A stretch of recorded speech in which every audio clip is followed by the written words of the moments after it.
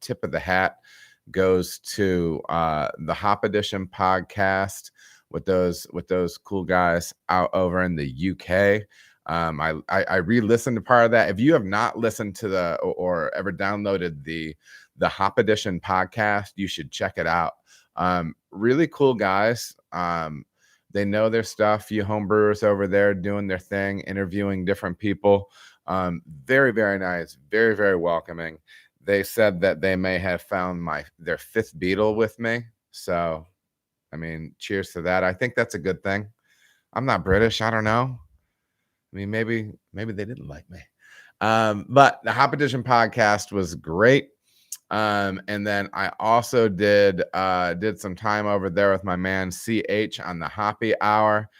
We just talked beer for a little while. We did a sober show over there, which apparently isn't always the case, but we had a great time just digging into it, talking beer, kind of talking like a little bit of business, a little bit of industry stuff. It was a lot of fun.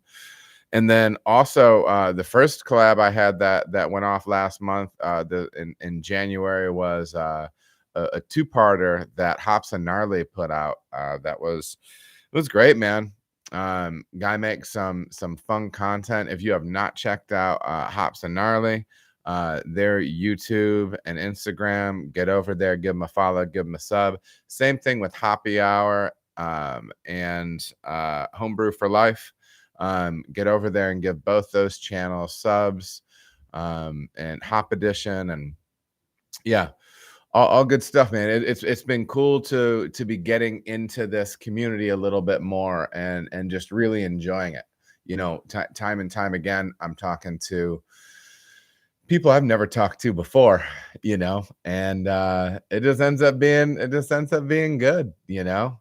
But I mean, not only just like good, but like you just click. It's kind of wild. As a point of reference, man, Ben from Texas. Bent from Texas. Haven't seen that name before. Hey to everybody, party time. What's up, man? We've got a good crew in here. I'm loving this. So, but yeah, that big channel growth that I saw. I mean, shoot, because we were at just shy of 2,000 the last time I streamed, and we're getting close to 2,600, and the response from people from being on the other platforms has just been really, really tremendous. So again, tip of the hat to those guys. Please make sure you are going out and giving subs, follows, likes, subscribes, all that good stuff to those other channels, because they're some good dudes. So speaking of collabs, I have some more stuff coming up this month, which is pretty cool. I guess some of our collabs, some of our just some things I have coming up. For you thiol junkies, you thiol hounds, junkie thiol hounds. If there's any of you out there, we're gonna be doing more and more stuff, more and more talk about some thiolized yeast strains. There's things I'm doing with, in particular, Heliogazer right now in-house at the brewery over at Cartridge, and so that's super great, and we're learning a lot with that. I'm also hoping to have a talk with one of my brew babies. That's why I have the Brew Daddy mug. Again, my children gave me this. I'm not just some creep. And again, I have like 20-year-old kids, so you know they can get jokes. But anyways, one of my brew babies, Chris, man, I'm on coffee tonight, and already I'm slipping. But I'm gonna sit down with Chris Schneff. There's the pronunciation, from Stormcloud Brewing, and they're doing quite a bit of experimentation with various thiolized strains, and we're gonna sit down and we're just gonna talk beer and pick his brain. It's gonna be more of a video podcast type or arrangement. I'm not quite sure how I'm gonna handle the content, and also I'm not sure how I'm gonna record it or anything like that. I need to learn some. I need to learn some more things. I'm getting some interesting folks in the chat. Hugh, not seen you in there before. Welcome, Joe. I see you, Brendan. What is good, man? September and June. I want that mug. I know you do, baby. Listen, my kids bring it strong with Christmas. It's and what you also can't tell is it's a massive mug. Like look how like it's bigger than half my face, and it is full of coffee right now. It's been a busy week.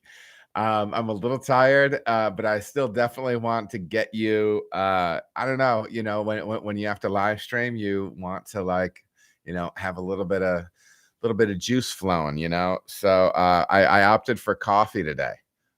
So I'm drinking a large, probably half-liter mug of coffee, and it is what it is.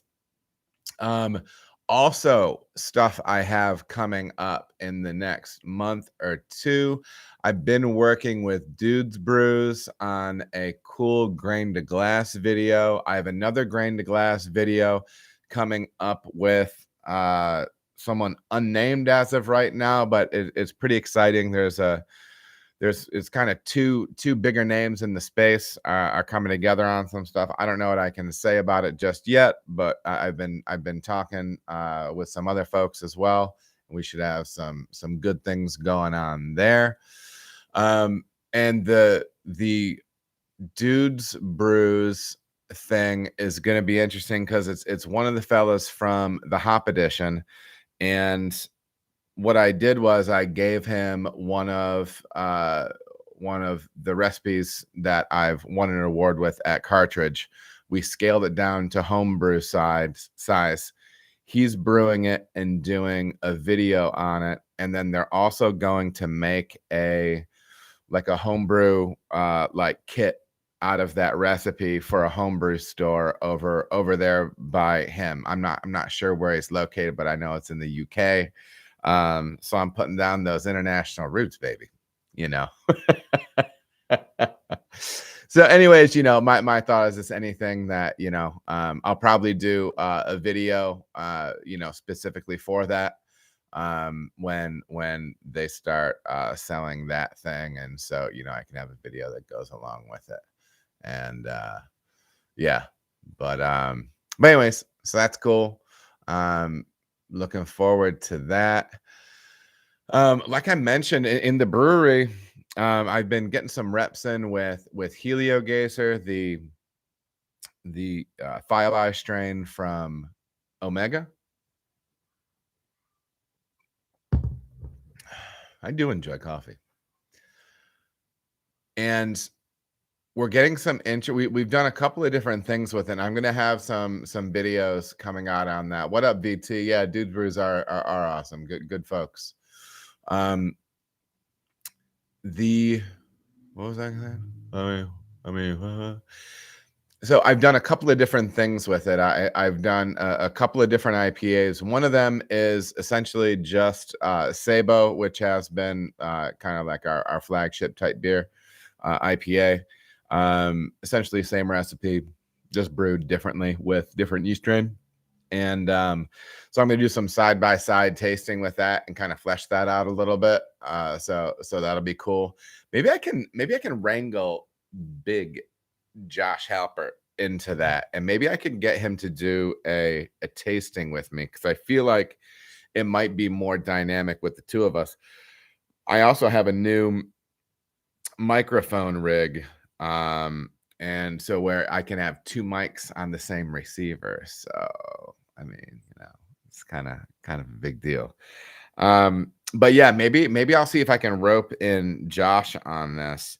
I've also I also found out today that there might be Maggie. If you've watched some earlier episodes, Maggie sent me a hilarious brewery nickname generator chart, which is based off the day you were born, date you were born, and your birth month. That it gave me Lil Fruit Slop, but it gave some other people like Josh, it named him Da Tri-Clamp, DA Tri-Clamp, which I like. But he said he would much rather stick with Big Rig Josh, because whenever he's brewing, he's up on the big rig up there, and he's always feeling himself. I mean, but not, I mean, you know what I mean when I'm saying that. He's feeling good about himself. And even Big Josh Halpert. He likes both of those nicknames better than the Tri-Clam, but I mean, sometimes people just don't know what they like. Robert Brown, what is up, man? Good to see you. September and June. Boy, we got the crew in here. Huge. Oh, bless your heart. All right, we are in here. What else? What else? And this actually, after seeing some of the highlighted names in the chat, please know that if you would like to join the channel, which is separate than a subscribe, if you'd like to join the channel and ship a little cash my way for $2.99 a month, I only have one tier of subscription. If you do feel like you're getting value out of the channel and the stuff that we're doing here, and you have that cash in reserve, drop it on me. That'd be awesome. If you do not, I don't mind one bit. So I've listened to tons of podcasts, and well, I used to be a subscriber to the Brewing Network back in the day, but yeah, I mean it's meant to, you know, the work that I'm doing here is it's meant to get information out, and kind of share the love, if you will. So if you don't own the scratch right now, I'm not sweating it. You should neither. But if you do, if you're getting value and you feel like it's something that you want to do, go ahead and hit up your boy. You know,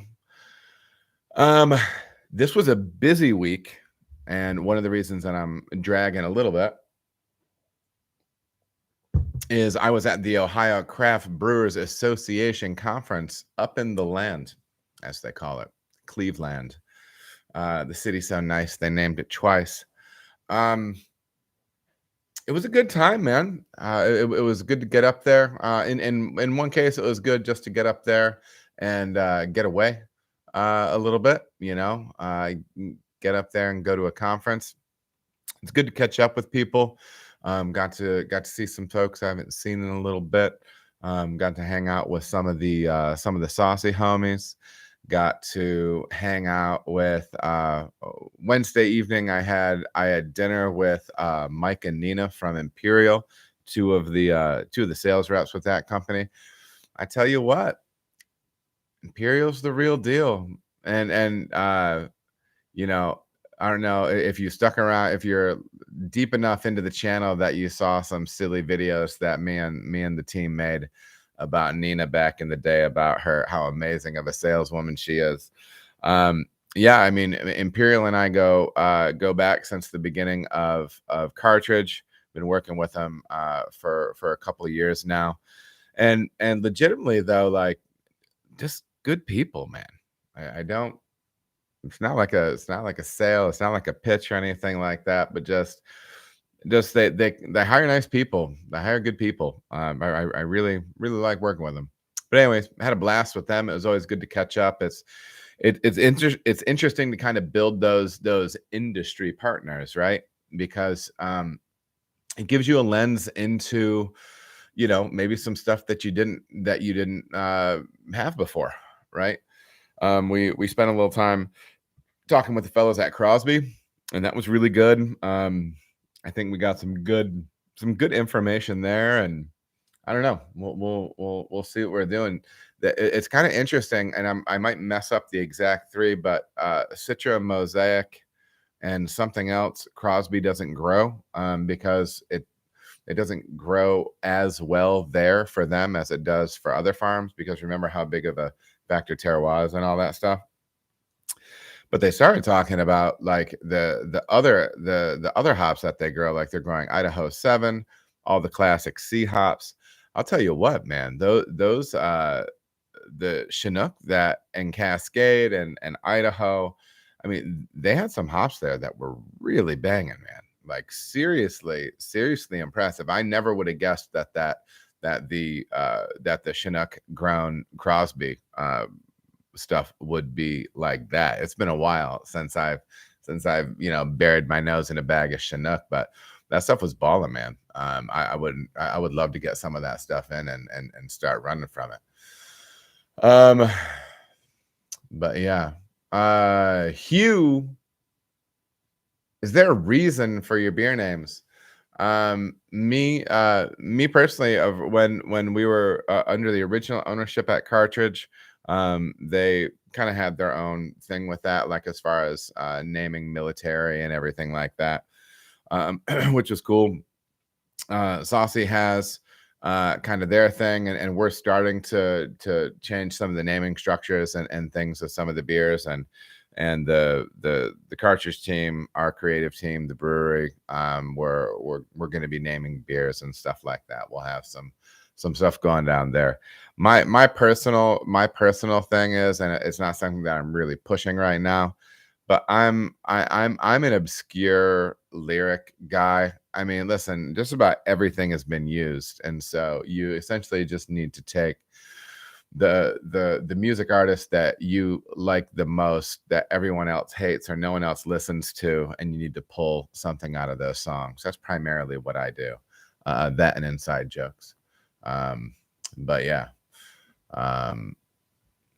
So Robert Brown, my eyes just got drawn. I was drawn in like a laser. We are kegging a blonde and a Kolsch over here.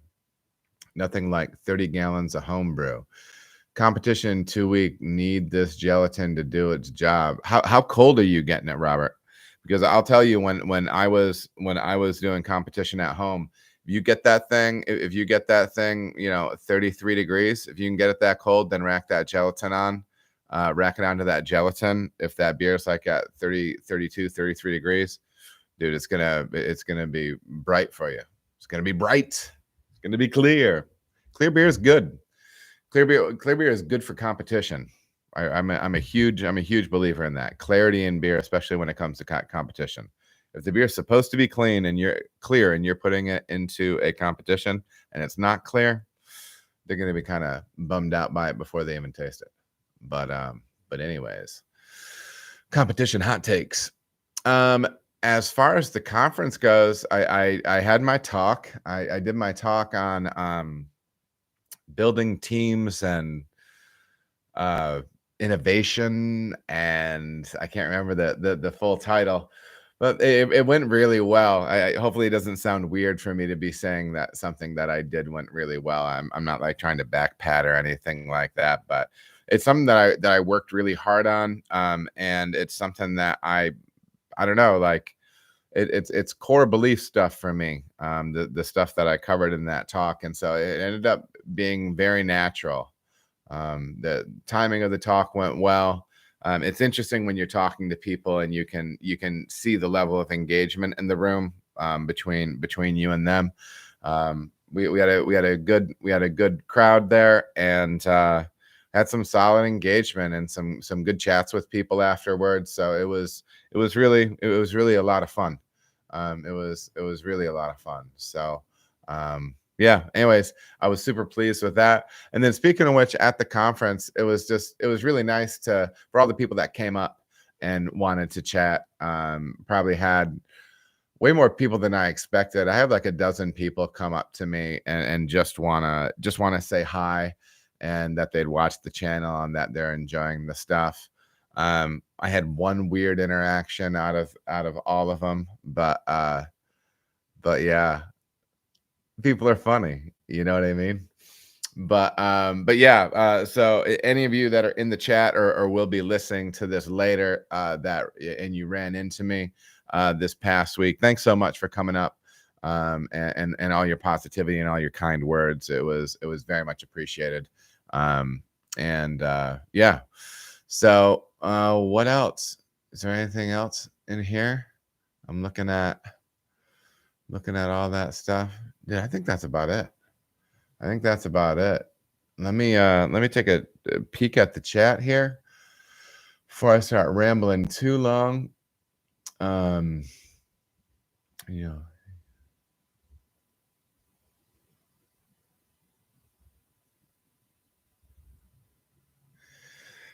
Yeah, September and June asked, do you know if you can restart a bottle condition after a few weeks if you don't have the carbonation but have the residual sugar?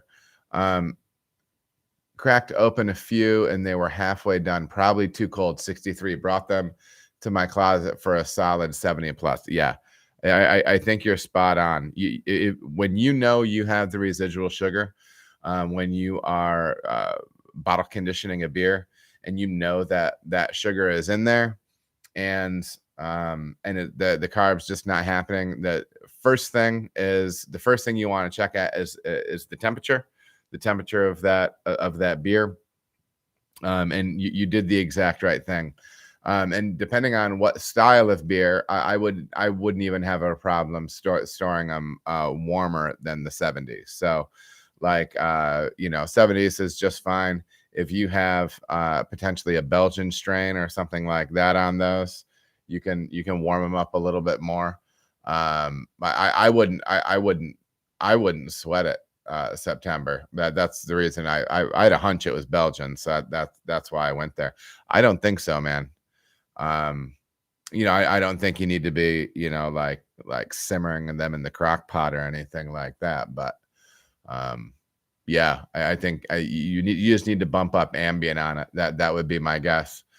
And if you're storing them in a case, make sure that maybe some of the ones on the inside get rotated to the outside too. I don't know if that sounds crazy or not, but I don't know if anyone on the very inside might be insulated a little bit. I feel like I remember somebody with a bottle conditioning program where they were talking about having to get a necessary amount of airflow through or rotation in order to make sure that they were getting a uniform temperature throughout their bottle conditioning racks. So just something to think about. But yeah, I think you're spot on. And then just to take the question out a little bit more broadly, if you're having a problem getting carbonation into a bottle of beer, you could have seam issues, whether it's bottle or can. You could be having a seam issue. So if that cap that you have on there, remember, only crown tops, only occasionally you see somebody that wants to crown cap a twist off bottle, like a reused bottle that they've cleaned or whatever. That's not going to get it. But it could be that you didn't get a good crimp on your crown cap. And if that bell doesn't come down far enough on that, that'll happen. Sometimes you can feel like you can spin the cap on there. You want to get it down on there nice and tight with obviously not busting the top off that bottle, because that can happen too. But yeah, so that's my thought on that. You want to make sure that you have a good seal on your cap and stuff like that. But if you find that that's kind of the situation, and you do have a lower level of carb, and you're not talking about a competition situation like September and June is, maybe you just, and it won't come up. You ramp up temperature, everything like that. You maybe just need to make the decision if you don't mind drinking a lightly carbonated beer instead. But yeah, I'm not big on busting caps off and pouring more yeast in, other things like that. To me, it's like, just cut your losses, drink a non-oxidized, lower carbonated beer that may be a hair sweet, and then just make process changes the next time. So yeah. SEO song. Hi, how much parts per billion of oxygen should I purge before kegging? Are you talking on the homebrew side, on the pro side? I personally right now don't have equipment to measure that, but I might have some of it coming, which is cool.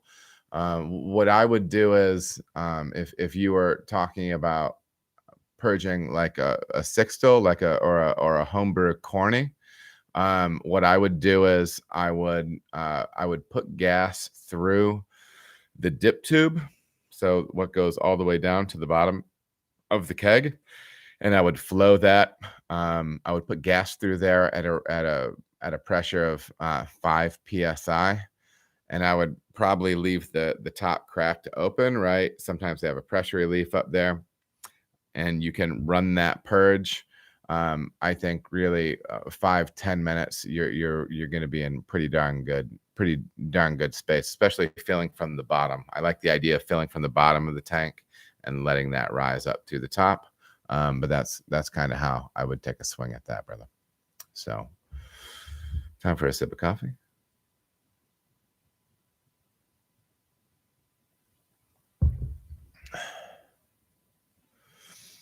Oh, Robert Brown, we made your Excalibur in a 5-gallon batch, but the efficiency did not play ball. However, we did manage 9%. What type of bourbon do you suggest to soak spirals in? What do you like, man? I personally wouldn't break the bank on it. I don't know what people have different opinions. If you've got a favorite bourbon, go for it. I personally think just like, and I'm not like a big bourbon drinker or anything like that, but I did find at one point I was like tasting like, decently, moderately lower priced bourbons. Without breaking the bank on that, you can get some Elijah Craig, which I think is a tasty, very reasonably priced bourbon. You could do some things like that, but yeah, you could definitely do that soak. And when you're doing spirals too, or if you're talking about at home and using cubes, I would recommend either cubes or spirals. Technique I've played with is doing sous vide with those. So if you have a sous vide circulator, I will throw the spiral into the bag, or spirals into the bag. I'll put some like distilled water or something in there too, because I want it to have like an opportunity to like steam and to kind of get some steam penetration into the wood.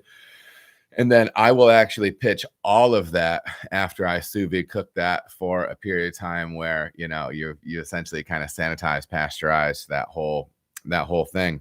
I will add the oak and the oak tea, that little oak broth, wood broth that's left over in the bag. I'll pitch both of those. That might be something that you would want to take a look at doing. But yeah, so anyways, that's the deal. Another question over here. Do you purge kegs in your brewery for 5? No, I have I have the keg washer that we use has some baseline factory settings, and so it's a little bit different. Once I get past the caustic wash on my keg, everything from that point out, when I'm evacuating things out of the keg, it switches over to CO2 rather than compressed air. So the keg is actually getting hit multiple times with CO2. So the final purge cycle on my keg washer is shorter than that, but it has other cycles before it where it was injecting it with CO2 as well. So, oh crap. It's my alarm to turn my phone off. I'm reading Atomic Habits. You should check it out. It's a very interesting book by James Clear, and he talks about not atomic as in explosive, but atomic as in atoms, as in small. And it's a habit development book, building effective habits and whatnot. So, anyways, yeah. September and June. What's the bean on that coffee? Anything you use in your brew? Use hand sanitizer. Typically we just run caustic on our keg. September. We do go back. I have done the whole, like, every so many turns on stuff. We run acid on them as well. But my keg washer only has one chemical reservoir. So yeah. Well, sweet, Robert. I'm glad you're making that beer. It's super cool. Hopefully you enjoyed the base beer and everything like that. And I love hearing that you folks out there are giving some of these beers a shot. And always let me know what's up. What's up, Bill Nova? What up, though? What else, people? All right, I think that's it. Let's start digging in. I met Razor at the conference. Super nice dude. Super nice dude. So we had a chance to chat and talk lager a little bit, and I've got another question from him right here. So big love to Razor on Instagram. Hey Adam, it was good seeing you at OCBA. I feel the same way. I have a question for the live stream. What are the advantages / disadvantages of brewing a higher gravity lager, for example, 1070, and then adding CLT water during knockout to dilute the wort to, let's say, 1050? Why not just brew it as normal? Thanks. So I'll tell you what my experience with this process is and some different ways of doing it. You mentioned CLT water. How I've heard it done and how I have done it myself in the past is I have taken hot liquor tank water and then pushed that through the heat exchanger. And it's a way to chase the remaining wort through that line, through the heat exchanger, and then on into your tank. When I was brewing back in Michigan, I've done this, and where I was working at the time, they referred to it as water backing. It was the brewer that I was working for. Now I'm going to be general because I don't want to talk about other people's techniques. Not that other people don't do this, but I want to kind of respect the techniques that other people are using. But we would brew a lighter beer and then dilute it with water. And there's a couple of beers that we would do this with. And he felt very strongly that it makes a much drier beer. I did see those results. So he feels like as if his beers got drier as he would water back them, and he would cut them immediately with HLT water that had gone through the heat exchanger, so it was now cold. But just the idea of the temperature where the water is sanitary, it's hot enough that it's been pasteurized or whatever. And yeah, so obviously it's a volume plus, right? So like, let's say if you can get more volume out of a beer, and especially think light lager with this, right? Like as you build, I would brew a Bach beer today. I know it was an all grain full batch, and the more grain I throw into that mash tun, my efficiency starts tailing off, right?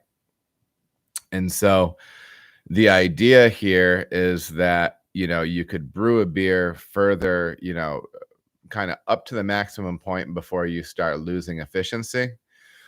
And then that beer is going to be bigger than this, like say it's like a 1038 starting gravity lager that you want to do, like just like an adjunct lager, like something like our Mexican lager, like Cartucho. But then you water that back, you can get a lot more volume out of that one turn, right? So in a lot of ways, it's an efficiency thing. So you can be maximizing the amount of grain and also the volume of water that you're getting out of that. And yeah, I know different people leverage that in different ways. But that's the way. If I were in a situation where I'm like, okay, I can afford to do some experimentation with light lager, it probably I'd mess with that. I'd mess with that in a hurry, man. See what that does, and things like that. But yeah, that would be my hunch on that. Hugh asks, is the talk that I gave at the conference available online anywhere? It is not. It will be posted by the Ohio Craft Brewers Association. They said within a month or two. I'm sure they've got a bunch of those talks to go through and to edit them up and everything like that. It's not beer talk, but it is like leadership stuff. And yeah, again, man, I'm proud of it. So if listen to me talk about leadership isn't quite your thing, it won't be your thing. But I feel like it was pretty good, and I'll definitely post it however I can. I'm actually thinking about creating a new playlist on my channel, because there are some bits and pieces of me kind of talking about beer culture, leadership, workplace stuff, right? And I'm probably going to start a separate playlist where those things can be found too. And this one I would put under there. So yeah. Backyard brews and barbecues, my man. With the advancement of highly modified malts, what are your thoughts on shorter mash and boil times from the traditional 60-90? Yeah, so I'm willing to push it on one side more than I am the other, and maybe I just need to get over it. But let me clarify that. So there's people that will say that with advancements, pardon me, guys, with advancements in malting technology, everything like that, that you do not have to rest for the full hour. Which when I first began brewing, that was definitely gospel. Single infusion, hour-long rest. When you're doing things like that, it's actually half calf, September and June, and so. Yeah, I will cut my time down. It takes me about 20 minutes, 25 minutes to get mashed in completely. And then I rest for a half hour. Then I start my recirc. My recirc is 25 minutes. So somewhere within that time, I'm definitely getting full conversion. Oh, to be honest, I feel like I get full conversion even sooner. I was doing like 5-minute rests. Sometimes even less, but I'm really trying to make sure I'm getting as much conversion as I can. I'm not seeing much jump though in my efficiency with the added rest. It makes my start to the day a little less busy, which is nice though. It gives me some time to refill a cup of coffee, or I'm not scrambling. Sometimes I'm running around a little bit, but yeah. But yeah, that's one part of the question. The thing where I started to get skittish on is doing 60-minute boils with Pilsner malt. I don't have it in me right now.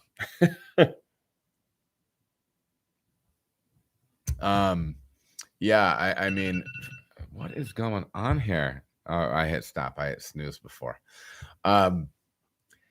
But it really gives me the heebie-jeebies to say that I'm gonna boil a Pilsner wort for 60 minutes. I know there's tons of people that do. I've had people that are running like internal calandrias and stuff, and like these super boilers and little things like that. And I feel like, yeah, it's going to be really easy to flash the DMS off in something like that. And maybe in your direct fire kettle, you have some sort of rage and boil, or or your steam kettle, you have some sort of rage and boil, and you can really break down that DMS. But I am just a little skittish about it, so I don't do it. I stick with the old classic boy. Pils malt still gets 90 minutes, and yes. So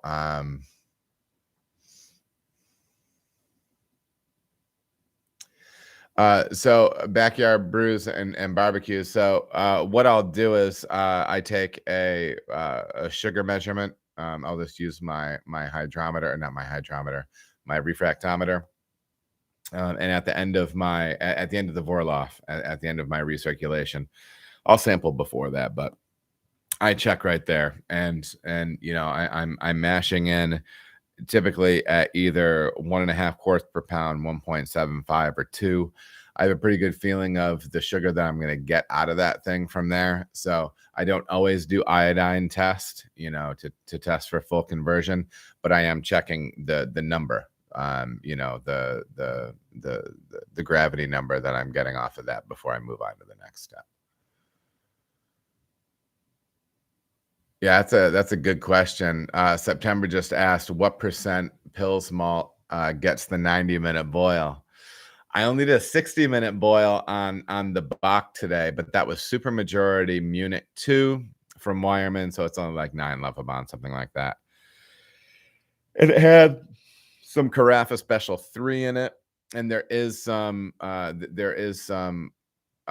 pills in there, but we rolled the dice. It is a lower percentage. I think it was like 30% pills in that, and I only did a 60-minute boil on it because I'm crazy. So yeah.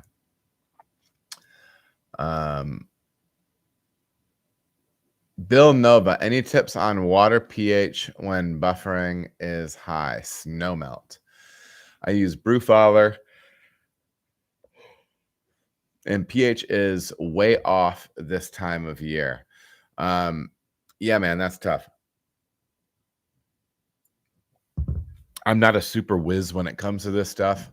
Any tips on water pH when buffering is high? Snow melt. Yeah.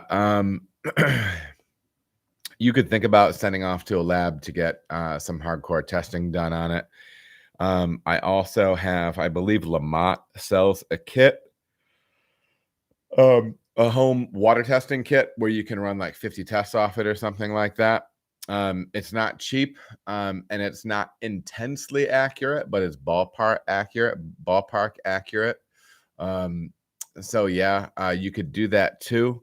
But if you find that in that particular season, it gets wonky, you could just buy, like spring water, RO water, and build it back.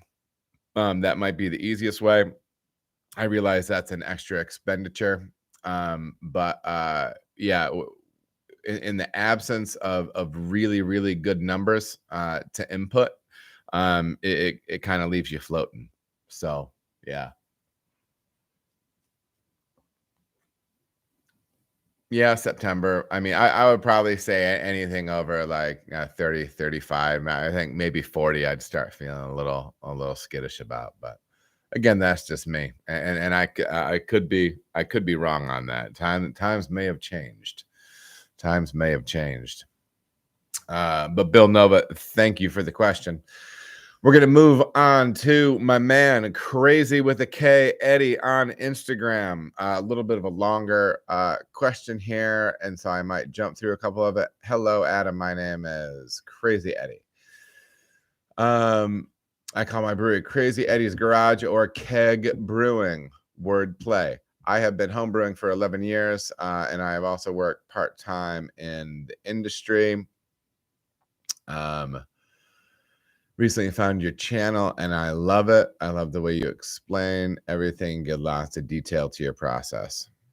I started out brewing using Zephyr Hills bottled spring water and never did anything to the water.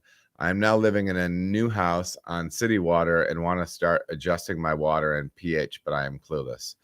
I'm attaching a copy of a water report I downloaded from my county website. Could you possibly take a look at it and help me out with some water profiles? My goal is to win some gold medals this year. I appreciate it. Thank you. Hey, so man, that's awesome. That's exciting. I appreciate the kind words. And the main thing I would say, and this is what stuck out to me on this. What is a good video here? It's called, I'm doing this. I'm attaching a copy of a water report I downloaded from my county website. Anytime I've looked at those numbers, there's never enough of them, and the range is too big. This kind of dovetails off of the stuff that we were talking with Bill Nova just a minute ago.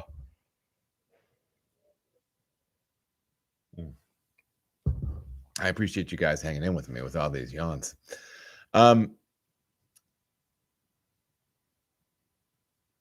Yeah, man, you need better numbers. The city numbers aren't going to do it for you. So I would recommend picking up a water kit or just picking up some RO and building that back using a spreadsheet. Like apparently there's some stuff that you can use through Brewfather. I'm completely unfamiliar with Brewfather. I use a spreadsheet. If you are a spreadsheet person, called Brewing Water, check it out. Actually, I actually throw up a screenshot of, I just started releasing a series on brewing with Helio Gazer. You should check that out. The first 2 episodes are out right now, and I in one of those episodes I actually throw up a screenshot of the brewing water thing. So you should check that out. That's how I do that. But you want tighter numbers, and you want to be able to build off that stuff. If you're going to use RO, build it up. And yeah, but those city numbers aren't going to get it. They're too general. And there is going to be seasonal drift, and what you're more than likely looking at is averages as well from them and across the season. So that's not really going to serve you probably as well as you want it to. So yes, Vinny on Instagram. What's your dry hopping rate for New England style IPA, and how long do you keep the beer on the hops? All the advice I'm about to give comes from our man Scott Janish. Scott, if you're out there, man, let's do an interview. I want to talk hops with you. You're really, really smart, and you write really, really smart stuff. If you have not been to scottjanish.com and clicked on the blog section, you are missing out. And it's not just hop forward stuff. Tons of good stuff. There's stuff on coffee, obviously hops, IPA stuff. There's water chemistry stuff. There's yeast stuff. Super, super worthwhile. Most of my stuff is coming out of the book that he did called New England, or the new IPA. If you don't have it, you should get it. The new IPA, using a lot of tips and tricks I learned from that. Typically for my hazy beers, for a standard New England style IPA, so a single, I would do 4 pounds per barrel.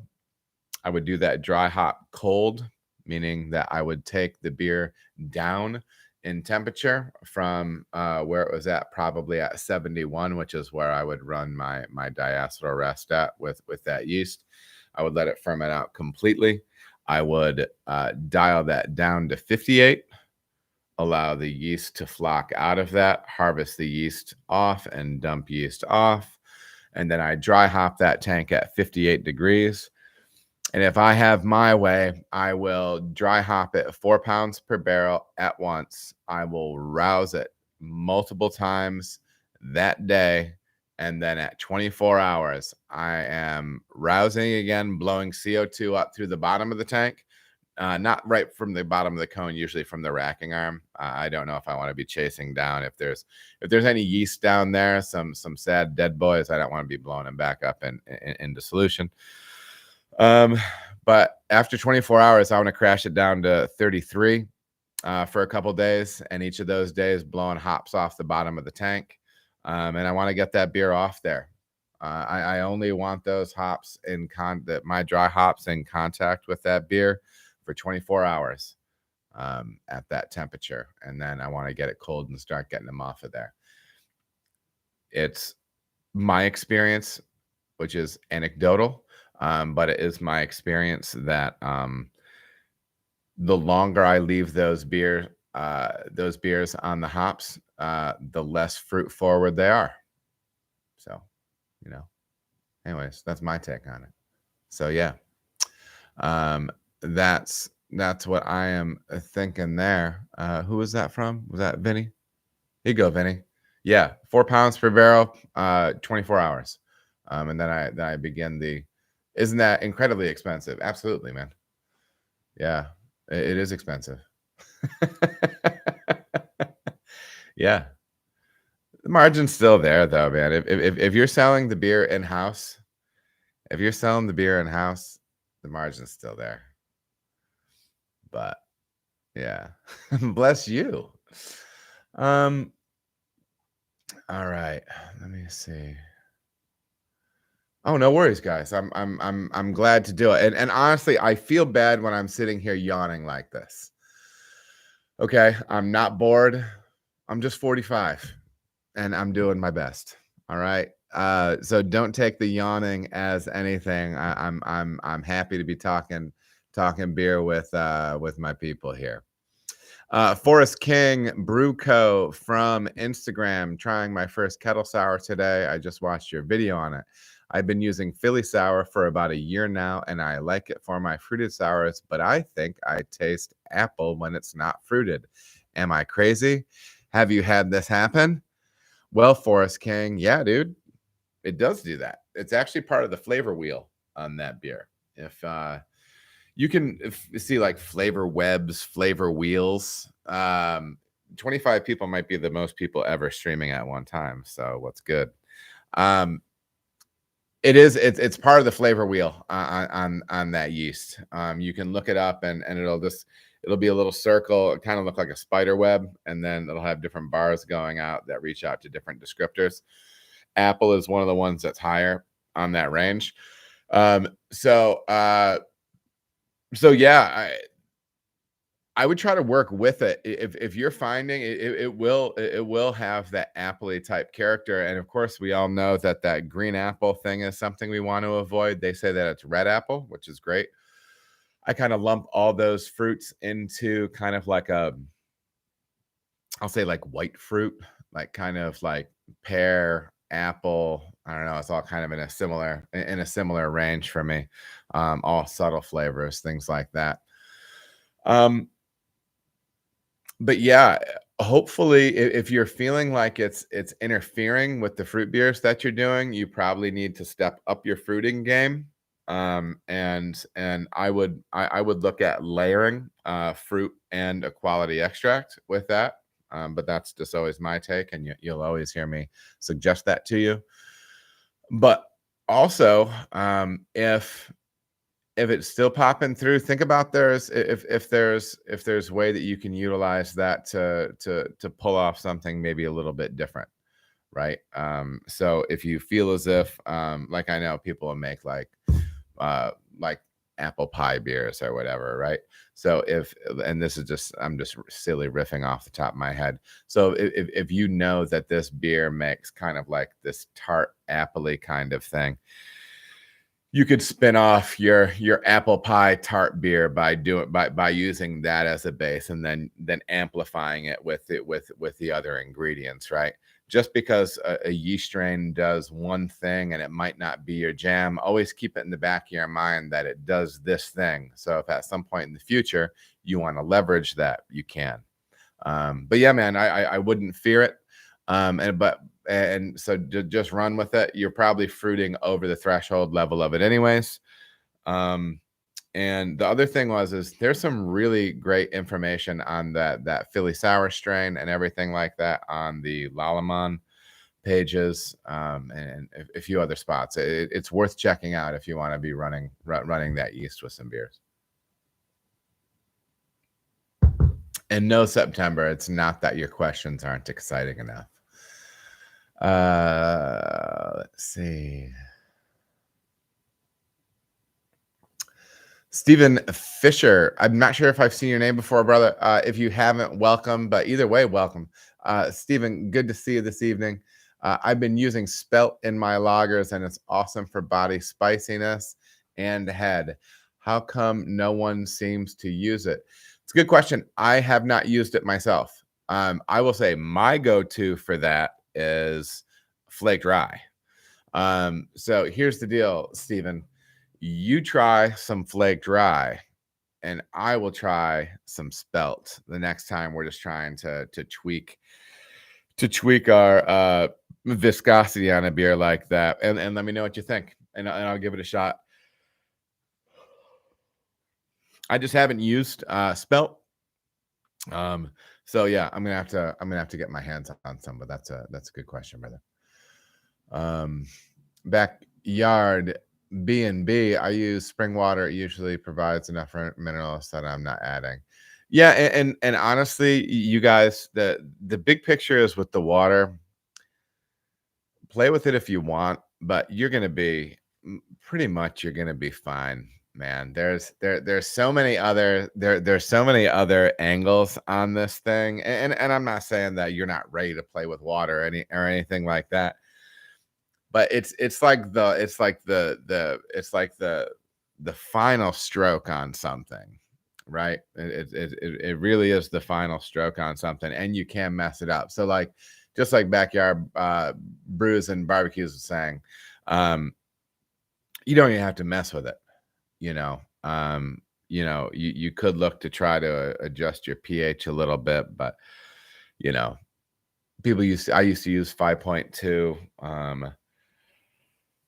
I don't think you need to anymore. Some stuff that I've seen on that, I don't know how effective it is.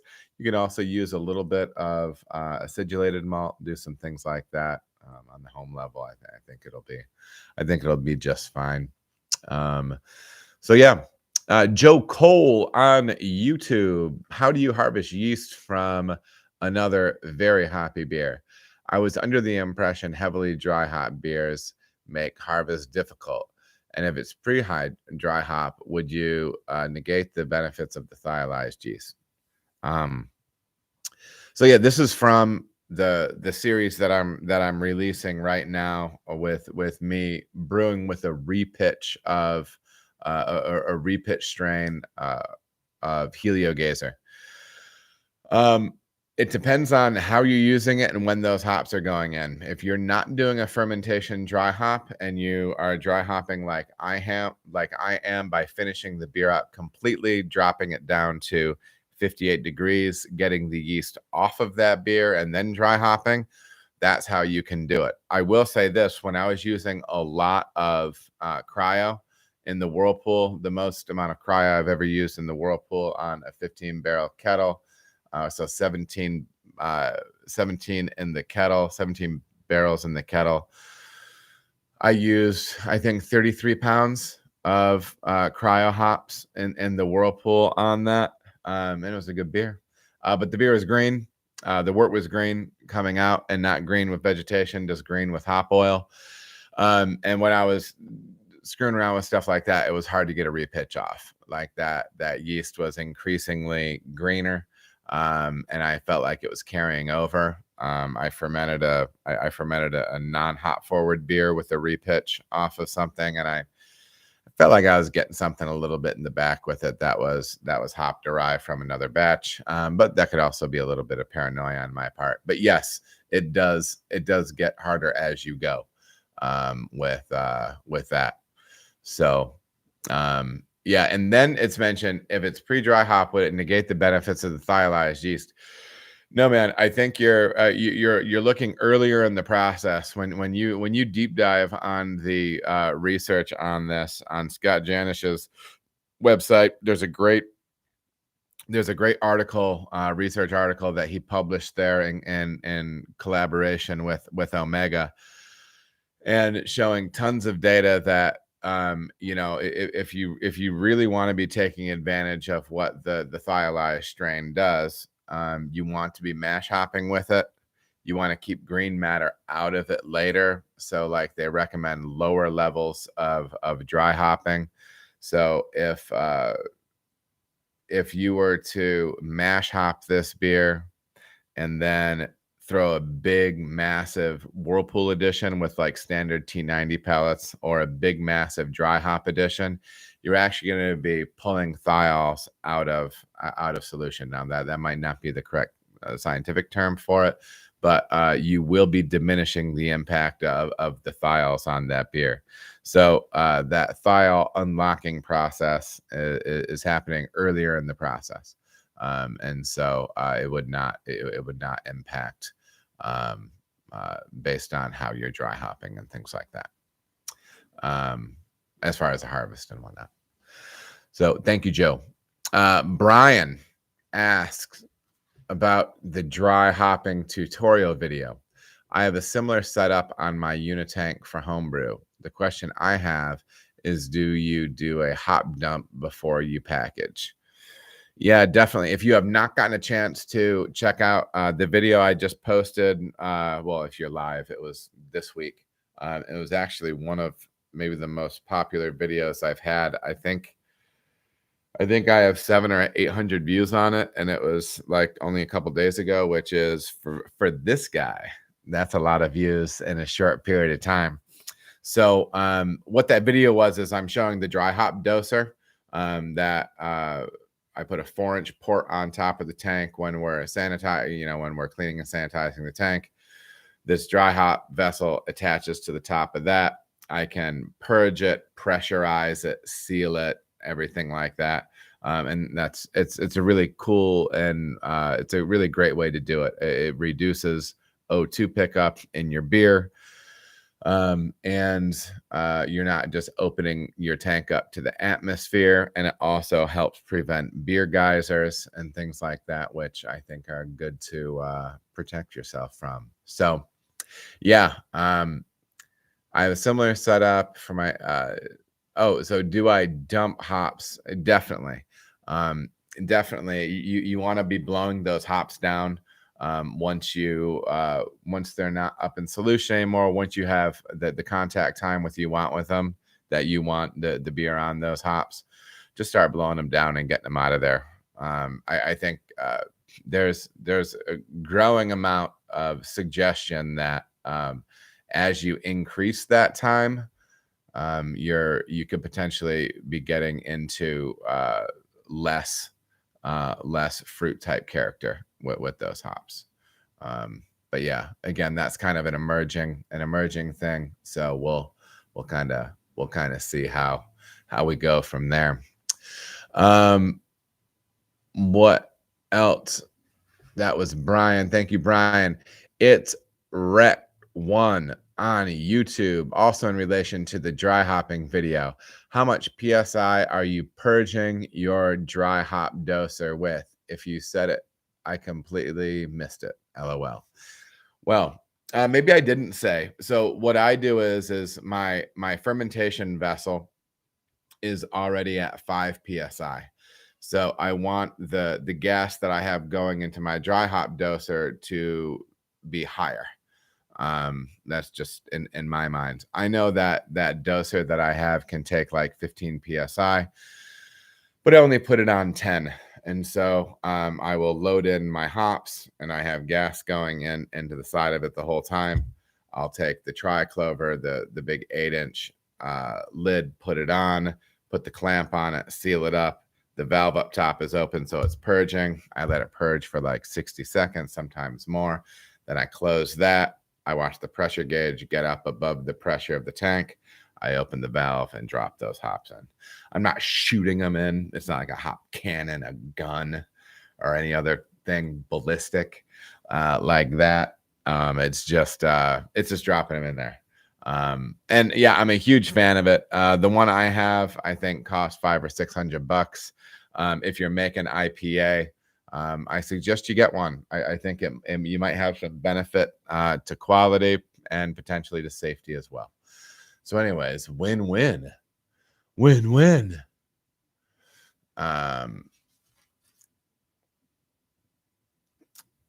Yeah, September. That's what I would say. My boys that are making these beers, they're increasingly going shorter contact time with it, and they'll get mad, like they've been pull a sample on day one of dry hop, and they're like, oh man, this is smelling great, tasting great, we're heading in the right direction, and then they, after a couple more days, it slowly starts getting maybe a little bit more dank, a little more piney, a little bit more resinous, something like that. And there does seem to be, now listen, I'm sure there's somebody that it's either you or somebody that that is making the juiciest, most tropical bomb, and you have that beer on the hops for 10 days. And that's great. If that's what you're doing and it works, bless your little heart. This is just what I'm doing right now. And again, it's a process that I'm chasing, and I'm going to stay chasing. So we'll figure it out. Benjamin Smith, you're mentioning something that is, I think, draws my attention. Omega clarified the point about dry hopping. They suggest to still do a dry hop, but at a reduced rate compared to most New England IPA dry hop schedules. Yeah, 2.5 ounces in 5 gallons. I'm trying to remember the scale up on that. I think that's close to 2 pounds per barrel. I could be, well, you could math that up relatively easily. But yeah, anyways, they do recommend a lower rate because it does seem as if that green matter does play in there. Absolutely. They have some great research out there on it. Jay Spies. I always feel bad. This guy is always leaving tons of questions and comments, and I don't know exactly how to say his name, but Jay on YouTube, my man. Hey, I have noticed in your videos that you have your mill right next to the mash tun with the chain auger going straight up to the hopper. Correct. Most breweries try to separate the milling from the brew house to avoid grain dust settling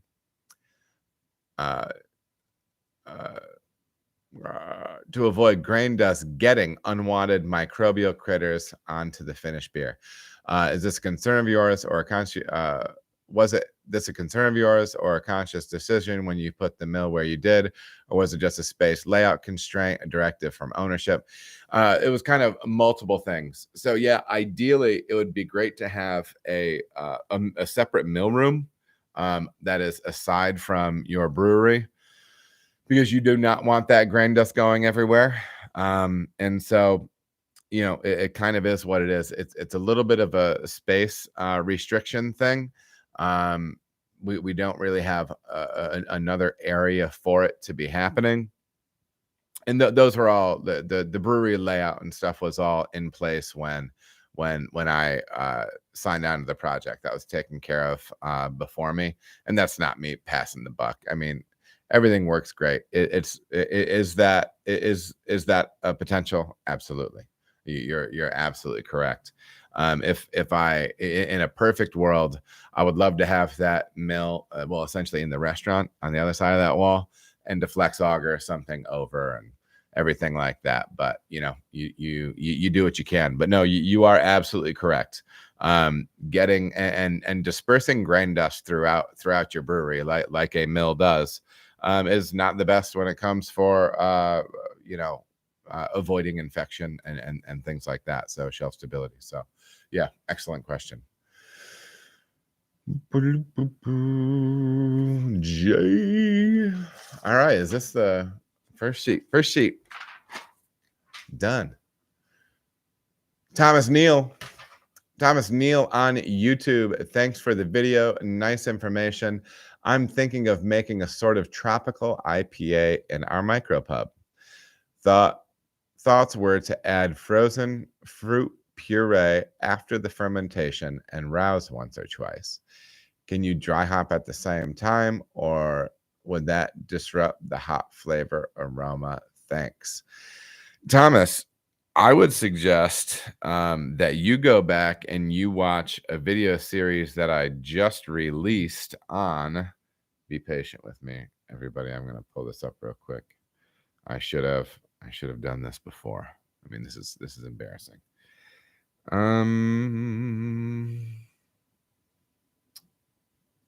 I just did a video on doing fruited double IPA. It is called Using Fruit to Make Big Tropical Dippa. What I typically like to do with things like this is I like to pull bitterness out of IPAs. So you'll see in that particular one, I don't use any bitterness at all because I know the volume of fruit that I'm using is going to bring enough acidity to where if I bitter up that beer in the kettle, that I can be pitting acidity and bitterness next to each other and be making an aspirin-like bitterness, which would be very unpleasant. So what I did with that beer was there are no hops on the hot side. Wild, man. And then I ferment the fruit out. I push the fruit on it during fermentation, ferment that out. The balance in that beer is already beginning now because I'm dropping the pH of that beer. And then I dry hop on top of that. I would recommend to check out that series because it's a really good deep dive on at least my approach for that. It's a beer that we make called Arrowhead. It's popular in the pub, and it's a fun one. So you should check it out. But I think those are the primary players that we're looking at here when you're talking about combining fruit and IPA. If you're using real fruit, I prefer puree pushed in toward the tail end of fermentation so it gets fermented all the way out. But you're injecting a fair amount of acidity, and probably way more acidity than you think. If you're using raspberry, the pH of raspberry is probably between 2 and 2.5, and that is acidic, boy. So yeah, don't nip yourself by throwing too much bitterness into a beer like that, along with a bunch of acidity. Okay. But go back and check that series. And I think I think I have a lot of answers for you in there. I really appreciate the question. All right, ladies and gentlemen, I'm gonna get another mug. We are an hour and 10 minutes into this thing. We're gonna power through the last hour. It's gonna be a power hour. Look at. I'm gonna fill this guy up again. Probably not all the way. And then we're gonna come back. We're gonna do the thing. Bathroom break for you. Beverage break for me. I'll see you back in a couple minutes.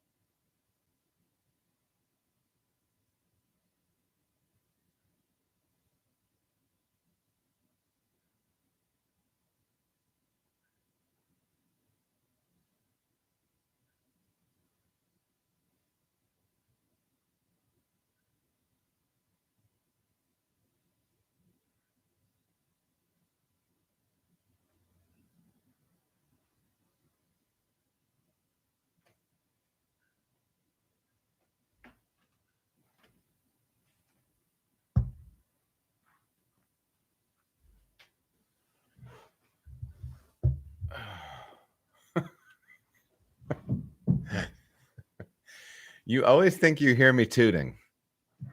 I didn't even go to the bathroom. Okay. And I didn't even get coffee. I chickened out. I moved to water. I'm trying to make reasonable decisions here. Oh,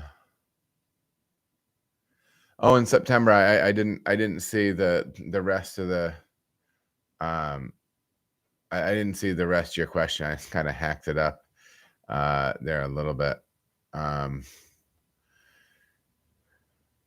Yeah, and then even when you extend out into the piney resinous type hops, the question is the as contact time with the beer and the hops increases, you'll actually see concentrations like raise and lower over time. Like it's a really fluid thing, man. It's really it's really an emerging it's really an emerging thing. Yeah, it would be it's I don't know. There's a lot to dig in on it, and I wait for smarter people to write the research paper, and then I try to draw a couple of nuggets out of it.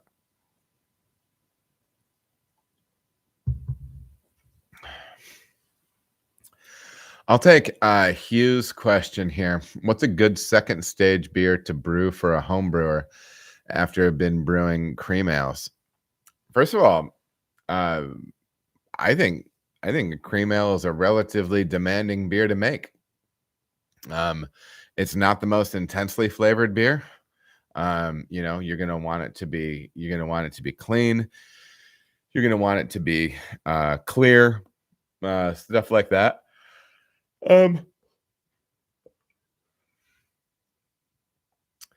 What I would say is kind of, but if you do want to say like, you know, a second stage beer, even though I think cream ale kind of fits into it, but I'll run with what you're saying. I would maybe look at brewing a different beer that requires you to try a different technique. You know, I don't know. I think I think early on though, I think it's just all about reps. You know, there's a lot of different styles. You know, if brew the things you like to drink first of all.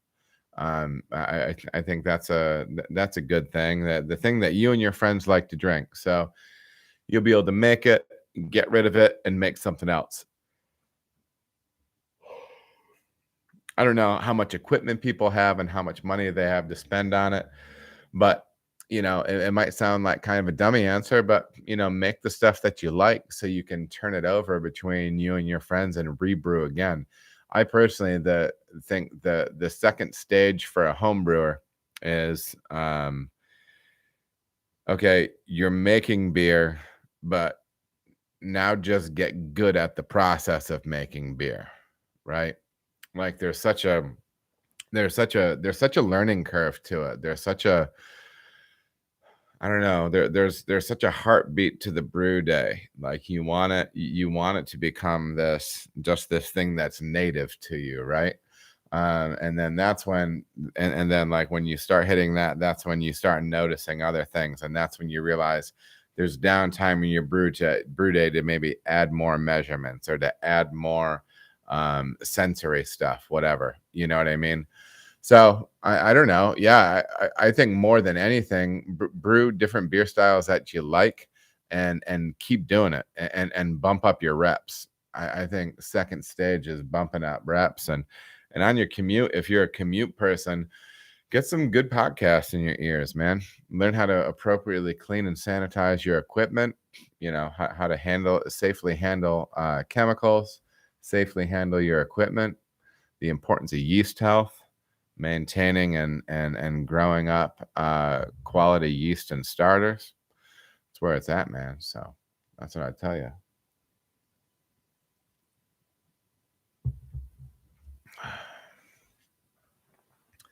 Robert Brown, we love the content even though we are homebrewing. Yeah, man, it's not even though you're homebrewing. It's all just making beer. Some of us, you know, do it for a living, and some don't. I wouldn't sweat that, my man. Who did I get? Okay, so I did that one. And then Sean on YouTube. Hey man, great video as always. Thank you.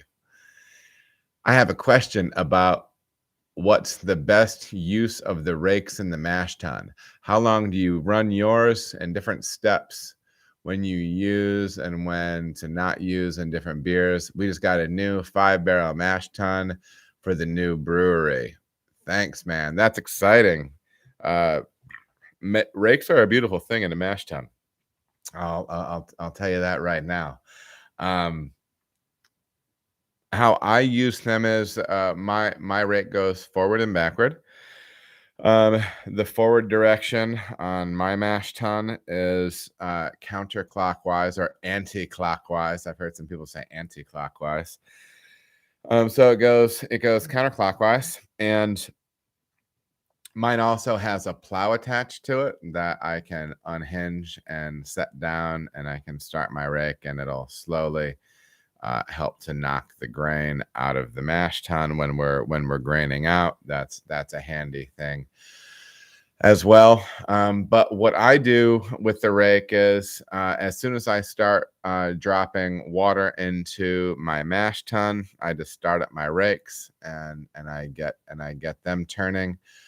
I should actually figure out kind of what the RPM is that I have on that, because I just know I set my my speed dial to 4, but that doesn't tell you anything. I should actually check out an RPM on it.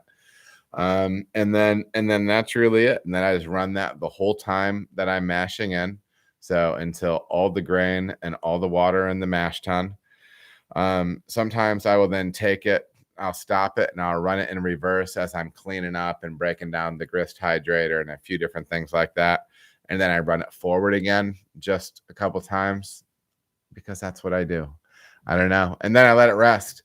When I'm doing bigger beers during my mash rest, and even sometimes during regular beers, I'll give it another slow full rotation while it's resting. And I'll do it like that just because I feel like, maybe it could use a little extra stir if there's any starches in there hiding. I want to expose them. So yeah, I mean that's kind of what I do there. And then that's really it. I do know that some people will continue to run the rakes during the sparge and the lauter. I can't get away with that. I get a really cloudy wort, and it doesn't work for me. Other systems may work better for that. Mine doesn't. So yeah. And then the only other time I do it is when I'm graining out. So that's how I use my rakes. And then the timing issue would just be however long it takes you to complete that process.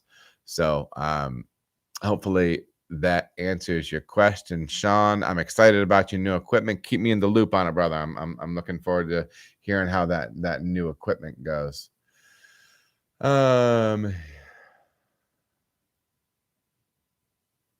Hugh, you're welcome. David B on YouTube. Hey, Adam, great video as always. Thank you. Why do you pull some of the wort off the mash tun before starting your sparge? I had an embarrassing thing happen. Well, as you see, and if you follow any of my videos, that's what I do. I will typically run about 3 barrels into the kettle. That came from a talk I listened to at CBC a few years back, where they were talking about running some of the strongest wort, because that's your strongest wort, is the first wort that is generated by your strike.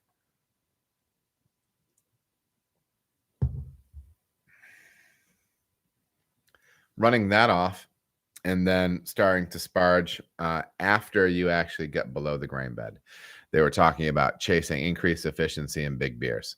I like the idea of maybe getting more efficiency, so I tried it. Maybe it impacts efficiency a little bit. Maybe it doesn't. It's just a habit that I'm in now. It works well for me. It's repeatable. It is what it is.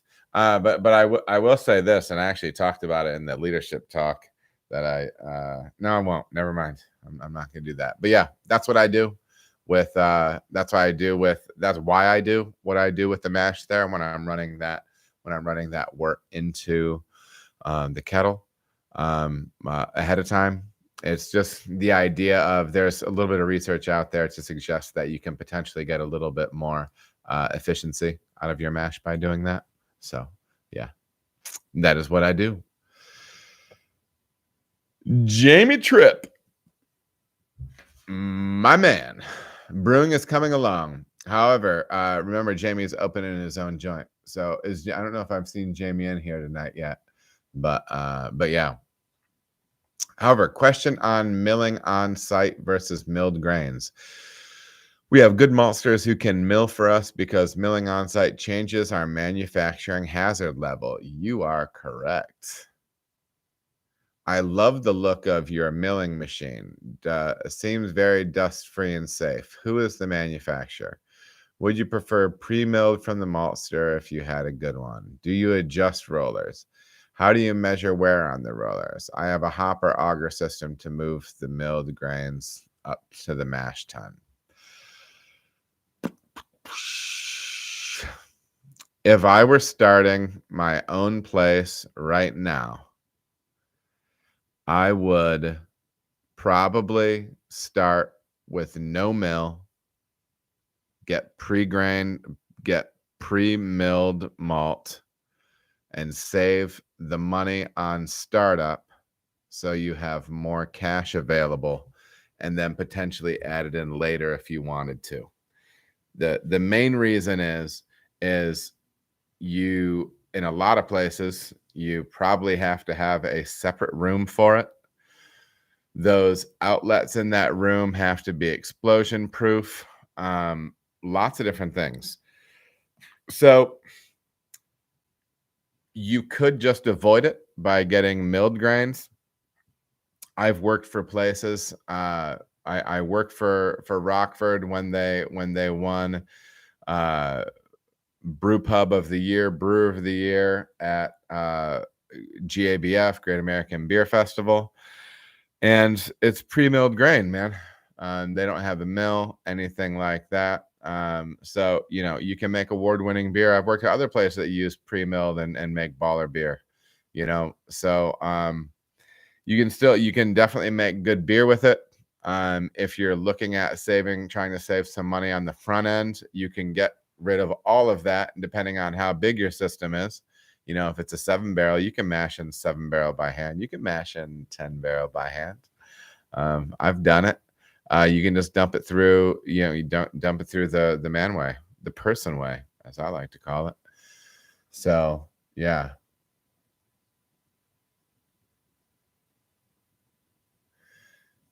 Yeah, I think September and June is dropping some nuggets of goodness in there. Again, if he's giving you advice, I recommend listening. Yeah. And September, I think you like to run your crush a little bit finer than mine, maybe. But we've had that conversation too. I'm always fearful of the dreaded stuck mash. But yeah. Okay. Jamie Tripp, man, thank you. Hopefully that answers your question. Again, keep us in the loop with that with that upcoming brewery. Lake Moran Brewery on YouTube. Hi, Adam. Have you ever done decoction mashing? I'm thinking of doing a single decoction mash on a mid-strength 3.5 to 4% Helles inspired beer soon to increase body and sweetness. I was also thinking of increasing my chloride to sulfate ratio. What are your thoughts on achieving body and low alcohol beer? A few things. First of all, I would recommend checking out the book Session Beer, which is relatively new. I'm trying to remember where it is. Maybe it's at work. Maybe it's here. Hold on. Oh, it's right in the center of the shelf. Hold on. Wapa Session Beers by Jennifer Talley. Worthwhile book. Get it. Read it. Forward by John Mallett. And interesting stuff in here. Jen Talley has a background of killing it with 3.2% beers because she was brewing in Utah. And yeah, she just been making killer stuff. Does that mean somebody? What does this mean?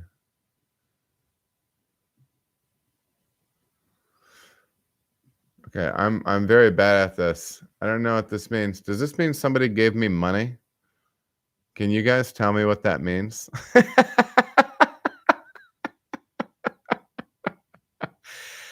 Somebody in the chat, tell me what this means. Robert, this means Steve Fisher, did you just give me money? That's freaking cool, man. Thanks. I'm sorry. This is the first time it's happening that's happened, and it makes me laugh. I very much appreciate it. Steve, my man, thank you so much. I don't know what I did to deserve that, but dude, I won't say no. Yeah, thanks so much, brother. What were we talking about? We're talking about session beer. Yeah, big shout to Steve Fisher, brother. Wow. We're talking about a session beer here.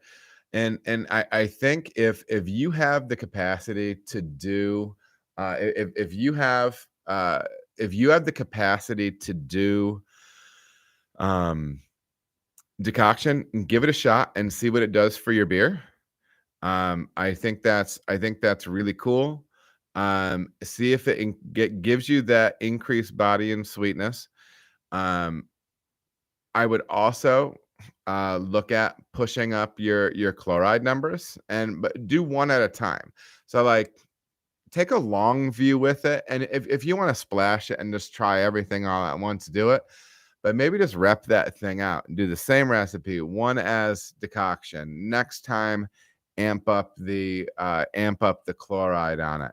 So then you know what you're getting. But I think those are all super viable ways to go. I think one of the keys in order to make low ABV beer that has an appropriate amount of body, so it's not too thin and weak, is using and is feathering in an appropriate amount of lower level dextrin or crystal malts. Okay. I think that's a solid part of it. And then also being cognizant of the fact that, you may need to be adjusting bitterness numbers down as well. Okay. But I will say, check out a couple of things. Definitely check out Session Beers by Jen Talley. If you don't have much time to read or don't have time to afford a book right now, I bet you can go on the podcast scene and start searching Jen Talley, Talley.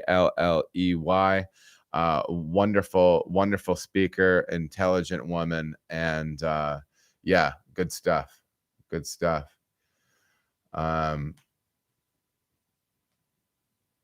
So what was let me see what this is. Do I think I will be writing a book anytime soon? No. But I think long term I'm thinking about it, actually. Long term I'm thinking about it. And Steve, we love you, Adam. We make my weeknight seem fun. Well, that's awfully kind. That's very nice. I think this might be something that I just got unlocked before, that being able to, it's like a super thanks or something like that. That's pretty sweet, dude. Celebratory things. Yeah. What would it be about? Honestly, I think it'd be about a couple of things. I don't know. I think a lot of it, I think it might be like business / like leadership stuff. Yeah, that's what I think. I think it's something. It sounds strange to talk out loud, but you should be able to talk about like the things that you do well. And one of the things I talked about, and the thing is like, like ultimately, like the things that we take pride in, they're talents, and we may have had to work to refine them, but ultimately they, in my view, there were things that we were given. And I think ultimately the best way to view our talents is as our talents are not for ourselves. Our talents are as gifts for others. And one of my talents is connecting with people and training people, and understanding how to work with people and create a positive environment.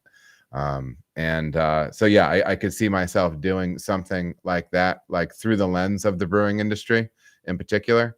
But I think I'm going to have more opportunities to do public speaking as we go forward. I'm planning another. I at least was told to submit a talk that they wanted me to do for another professional development brewing group. But that'll be in a few months. We'll see. But yeah, I could see myself doing that.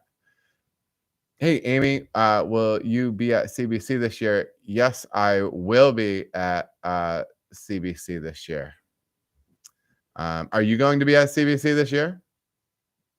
I think, I'm not sure. September would buy it. I'd give you an autograph copy, Rock. I would write it write my autograph on my face and then block print it onto the pages, it would be lovely. It would be lovely.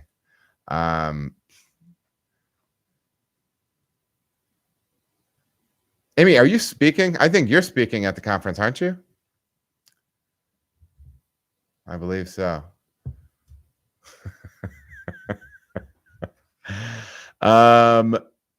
I'll get to another. I am called out. Yes, you are. That's awesome. That's awesome. Yeah, it is my intention to be down there in Nashville. I bought a cowboy hat when I was in Texas. I feel like I probably am going to need boots when I am in Nashville. So, you know, I don't know. I will not be wearing boots or a cowboy hat. I mean, but you know, I'm never say never. Never say never. Yeah, Amy, I saw that that you're going to be talking there. That's exciting. I'm looking forward to going there. My wife and I talked about doing a little mini she and I vacation at some point in Nashville, because it's not that bad of it. I think it's only like a 4 or 5 hour drive for us, so it's a pretty accessible getaway point. So maybe I'll use maybe I'll use CBC as a way to get a lay of the land. Chris is going to send a pair of boots. Yes. Well, listen. Yeah, Amy, I don't know if you were on earlier, but I am hoping to. I told everybody in the chat at the beginning of the stream, I'm hoping to rig up something with Chris where we're talking beer this month. So I'm looking forward to it. Is the talk on the marketing side, Amy? I'm trying to remember.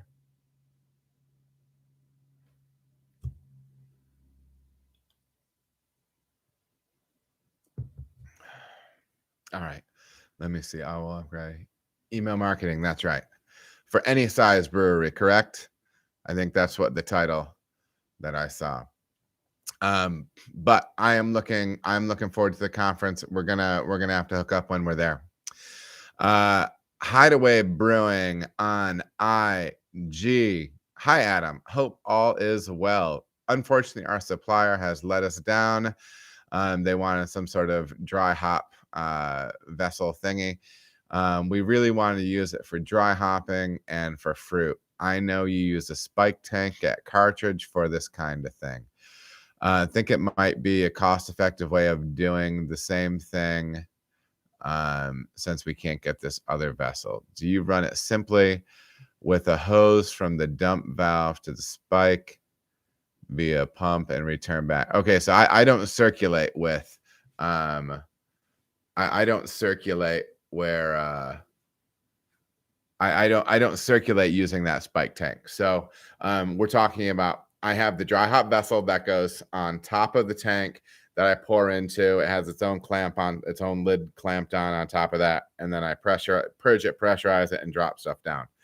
I'm assuming you're saying that you could also have poured, essentially used it as a funnel and poured fruit in there. You definitely could do that.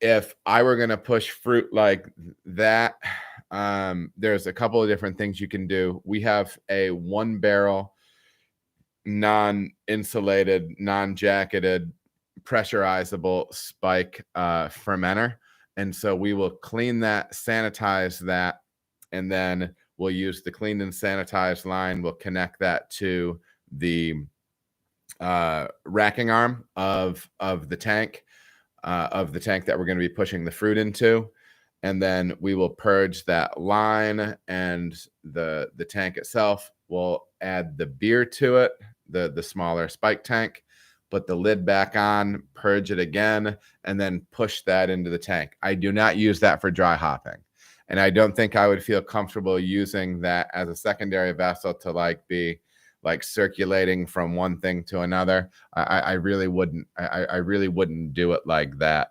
But yeah. So that's how I use that tank. You can also use a brink, but if like a half-barrel brink, but I would feel better with just using something that doesn't typically get yeast, just kind of keeping that brink tank for that spike tank for us is really just for pushing fruit at this point, fruit and coconut. So yeah. Let's see. I got one right here. Jeremy Rogers on Instagram doing a New England IPA under pressure for my first time using a new fermenter. This is the stuff that blows my mind, because I never did pressure fermentations at home. And how is it that I stopped yawning when I started drinking water, but I was yawning while I was drinking coffee? Can we get to the bottom of this? We need some science. Maybe it took some time for the caffeine to kick in. Okay, I get it. Stop screaming at your screen. Okay. Pressure fermenting. Do you suggest having the spunding valve? And I will say spunding. I probably am dehydrated. Do you suggest having? And here's the other. I'm gonna. Are you ready for a hot take? I hope you're ready for a hot take, because I say spunding valve, and September and June beat me to it. I will not say spoonding. Okay. Now, I'm sure the appropriate way is to say spoonding. I also choose to say wort, not vert. There's vert coming out of the spoonding valve. How many of those words can I stack up as once to make myself sound as ridiculous as possible? September, do you say spoonding? Am I opening up a wound here? I don't mean to. Robert Brown, bless your heart, becoming a brewer's apprentice. I very much appreciate that. You do not say spoonding. You know I'm calling you after this live stream. Just back to the question, you nerds. Do you suggest having the spunding valve all the way open for this first couple of days to get the yeast esters, and then setting the spunding valve to 10 to 15 psi, or just set it to 10 to 15 from the start? So this is something that's fascinating, man, and you can understand why, you know, the classic old German brewers are spinning in their graves if they hear questions like this, because people in their graves typically tune in to the live stream. Yeah, so pressure fermentation serves some different purposes. Typically, when you are fermenting a beer under pressure, you are creating less esters. I think that's the kind of the bare bones simple concept behind it. There might be something more more in depth going on behind that, but that's a good rule of thumb as a way of talking about it, understanding that.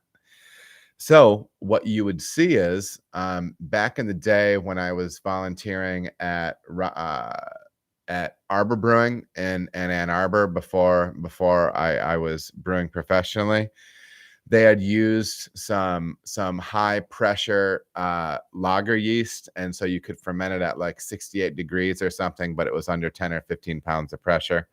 But the idea would be is, even though you're at the higher temps, the higher pressure would push back the production of esters, right? So this is an interesting question, because you're talking about doing pressure fermentation on a New England IPA, which you typically want to be expressive.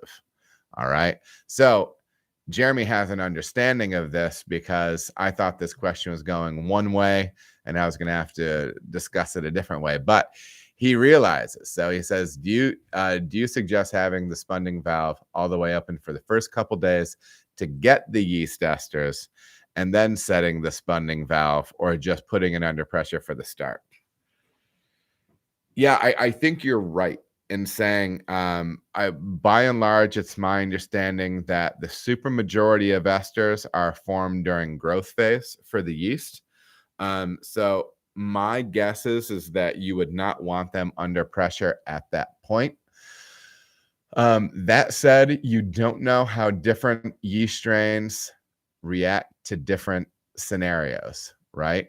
So if you're in a position where you can rep this beer out, I hate to keep giving this advice of just kind of saying, just try it. And that's not really what I'm saying, but it's like, it's not just try it, but it's like, like experiment, find out. Like, so if you can make this beer a couple times, like that sounds good. Like you feel like drinking that beer enough or something like that. Try it out, man. Do it once like that and then run it back the other way under pressure. I think you're right. I think you will get less ester formation with the one that's under pressure consistently, with the one that's under pressure from the time you start. And I think that's a really savvy question and really interesting. I want one word of caution. I don't know what your system looks like. But one thing I would be concerned about is a lot of those like London 3 type strains that people are using for this, it throws up a really dense krausen, like a really yeast dense krausen. When that yeast blows off from me, it's like straight slurry on the floor. It's not like some other thinner krausens, right? Make sure that if you're going to ferment that under pressure, please give yourself enough headspace. I don't know if in the event that blows off, I don't know what your spunding type situation there. You don't want to clog that and just keep building pressure, potentially break something, blow something up, damage things. So just keep that in the back of your head when you're thinking about spunding with a really vigorous yeast like this. Because remember, spunding was done traditionally on lagers, and you don't have krausen blowing out of the top of those boys, right? So anyways, that's just my take on that. What else? Actually, I think that is it for the questions that I have pre-prepared. And I'm just scrolling back through things. Hey, I love seeing all these stars in here, you guys. Everybody give a big thanks to my man Robert Brown, who just became a brewer's apprentice.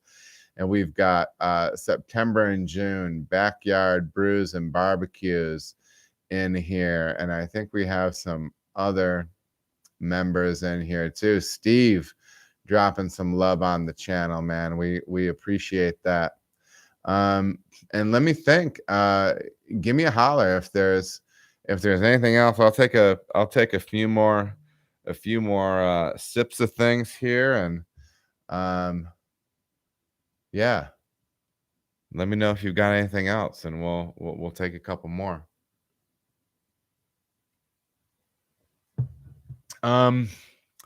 Hugh is going to be becoming a brewer's apprentice when he gets to his computer. I have to tell you, everybody, it's the growth on this has been it's been surprising. And I'm just that my goal is it's like, all right, share what you're doing, show people what you're excited about, and try to be appreciative and find out what happens. I think we're building some fun stuff here, and I think we're gonna. I love teaching. One of the things somebody came up to me afterwards after my talk at the conference. And she said, "What's next for you?" And I said, "What do you mean?" And she said, she's like, "It's really clear you're a talented teacher. You have to be getting back into teaching at some point, right?" And to me, this is what the channel is for me. Like it kind of scratches that itch, right? Like you wanna, I don't know. I love showing people what I do in the brewery and explaining to them why I'm doing it, what research I'm doing it, and then what I'm getting, So yeah, it's incredibly humbling to see good things continue to happen for the channel. And yeah, I'll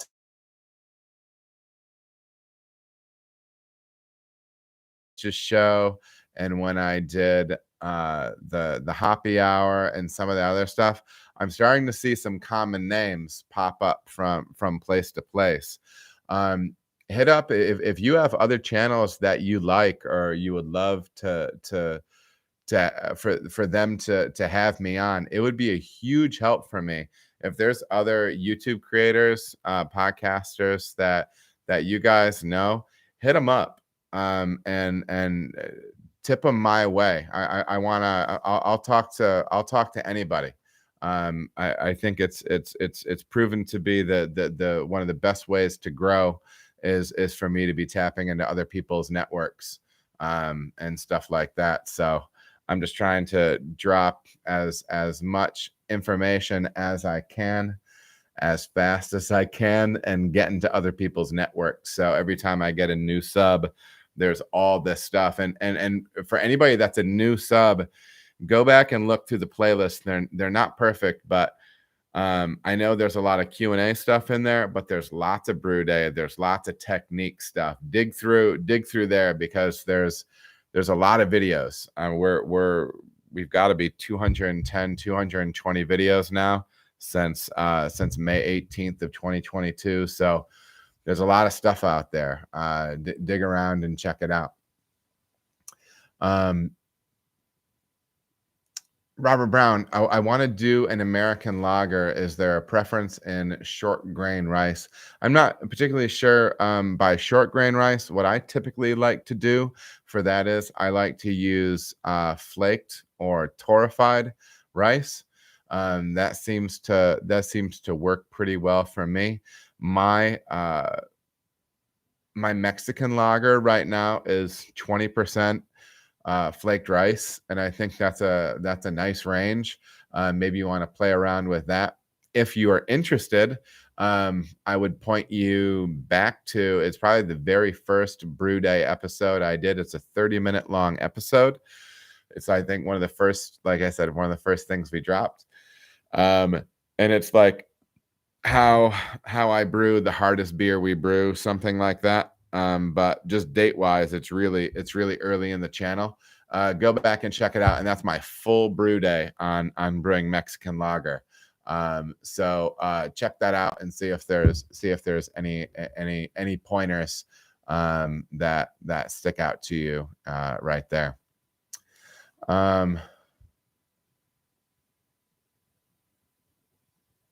Okay, I didn't see the question before September. I'm not always good at seeing that. What's the thought on having a complete RO base water and creating profiles? Do you think they will be without critical nutrients that can't be added back easily, that could affect fermentation, flavor, etc.? I know a number of breweries that use RO and completely build back. And I definitely hear what you're saying and the concern for that, but I know places that have won awards with fully RO systems. I know home brewers that make good beer with fully RO water that they're building back up. But I do think you have a legitimate question, where if it's things that could affect fermentation, flavor, etc. I'm not sure, like case in point, I'll have to have him show me his numbers, but Andy down at Linwood and Bill down at Linwood in Raleigh, dude, that water, there's nothing in it, man. It's unbelievable. There's nothing in that water. And so it's almost like, you kind of need those core criticals, your appropriate amount of calcium, the sulfate that you want, the chloride that you want, and then reining in that pH. That it does seem to be the case. Now, if you're used to brewing, you've got years on your belt, September, and so like, if you're used to a water profile and then you're thinking you're going to strip it down and then just add back some of the things, my guess is that you might be able to taste that difference in your beer, right? But not everybody's in that spot, first of all. But yeah, and then it's just a question of, kind of figuring out what you can add, because you can really break it down. I mean, you can get very specific with your magnesium, all your trace stuff. It can be done. It can be done. And yeah, probably just a little bit of a tweaking process. But yeah, brother. Robert Brown, you should do a collab with, is it Genius Brewing? There's another one. I think they have like do they have a homebrew shop and they're pros? Like they have like a professional brewery as well. I can't remember, because there's something like Genus as well. I don't know. Maybe it was Genius. How fun would that be? Hit them up. You should hit them up and be like, hey guys, do something with them. I already put your name into the Brulasi folks. I hope you get with them. I That might be something I have going on. We'll see. In maybe indirectly. Are you a biotransformation guy, Corey? Are you a biotransformation guy or not so much? It also came up during adding hops at Knockout or Whirlpool. I can tell you what I'm doing with biotransformation, and it's work that again came from the new IPA from Scott Janish. What I'm trying to do with my Whirlpool when I'm making IPA now is I'm trying to hit that. I'm trying to pack as much, and this, I'm not talking about thiolized strains here. I'm talking about strictly using like a London 3 type yeast, looking for a hazy style beer. I will pound that Whirlpool, and really Whirlpool only, and I'll usually drop the temperature of it like 160, 170, and then I will throw a bunch of hops in there, but there are hops that are high in survivable. So Yakima Chief has a chart of hops, and it'll show basically like these hops are better for Whirlpool, these hops are better for dry hop, things like that. And I will usually load the Whirlpool with hops that are high in survivable compounds, meaning compounds that will last into the finished beer. When I started to do that, when I started sampling beers off the tank before dry hopping, they already had kind of dry hop character because of that survivable element of the hops that I was using in the Whirlpool. So I'm leaning on, and you can also do, fermentation dry hops for that biotransformation step as well. I'm leaning on trying to thump the Whirlpool as my way of getting those hop compounds in and making them available to the biotransformation process. Nutshell, and this is going to be a dummy explanation of it, but it is how how active fermentation interacts with hop compounds, making them more complex and potentially more fruity / tropical. But that's like your real quick pitch on that. But yeah, so that's how I do. That's how I do that stuff, Corey. I appreciate the question. Hugh, should Mexican lager use corn or rice, being that Mexican is known for having lots of corn in their cuisine? Yeah, dude, I use rice in it, and it was because I was running corn in another lager that I was doing, and I wanted to experiment with it. So it's just what I'm doing. What Mexican lager is actually a hard thing to get a hold of. You can find definitions like in the Brews Association thing and whatever, but I think it'll say you can use both. In my mind, it's an adjunct lager, something probably in the range of 20% adjunct, that if you throw a lime in it, it tastes good. And it can taste good without it too. But yeah, it should be yellow, fizzy. But yeah, tasty, balanced to the malt side a little bit, lower ABV, lower finishing gravity. But yeah, man, run it with corn. See which one you like it with, right? Because then ultimately you'll know what you have. You'll know what you have going on.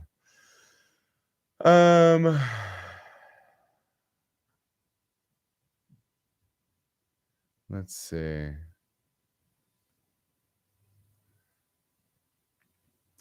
Do you do collars with award? Oh, collabs. Do I do collabs with award-winning homebrewers? What I'm doing right now is I am doing collabs with homebrewers that do grain to glass videos, brew days, and they're using award-winning recipes of mine. That's where I'm at right now, because I'm very heavily in a I'm not trying to sound whatever, but like every ounce of what I have of energy outside of work that's not going to family is me getting content out and trying to get into different people's ears. So I'm looking for other platforms.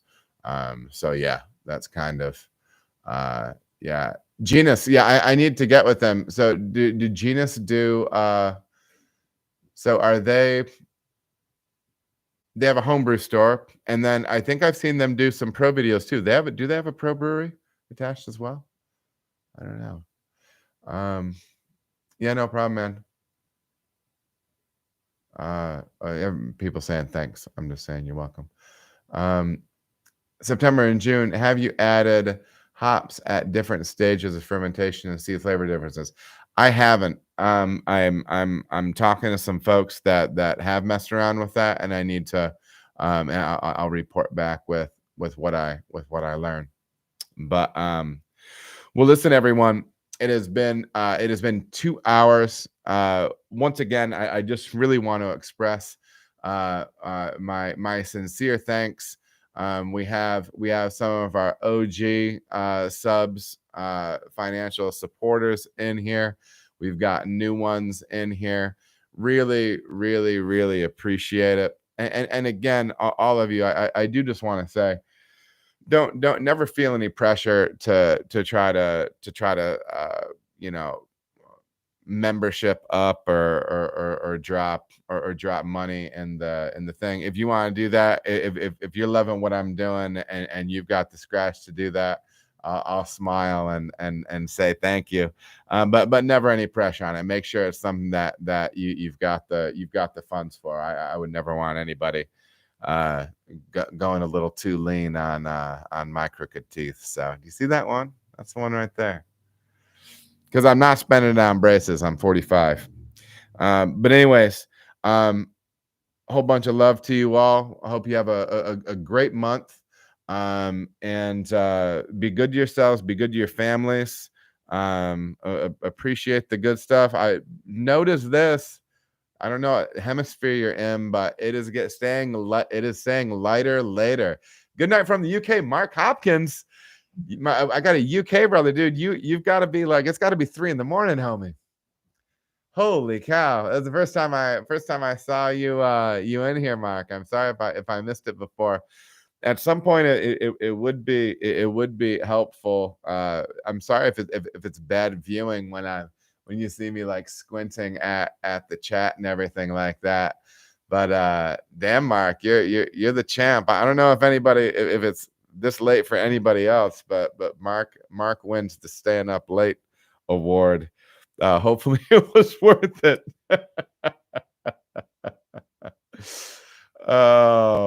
Well, listen, you guys. Yeah, thanks so much. Really appreciate it, and we will catch you next week. Hit me up with questions in the comments below the videos. That's where I'm pulling a lot of stuff from. And yeah, so anyhow, have a wonderful night, everybody, and we will catch up with you later from LA. I listen to Bamboo. Bamboo's from LA. Cheers from Alaska. What? We should have started finding out where people are at before. Cheers from Canada. Oh, Middle Frew. I just saw you in here. Oh, man. All right. Have a great one, everybody. Take care. I'll see you next month.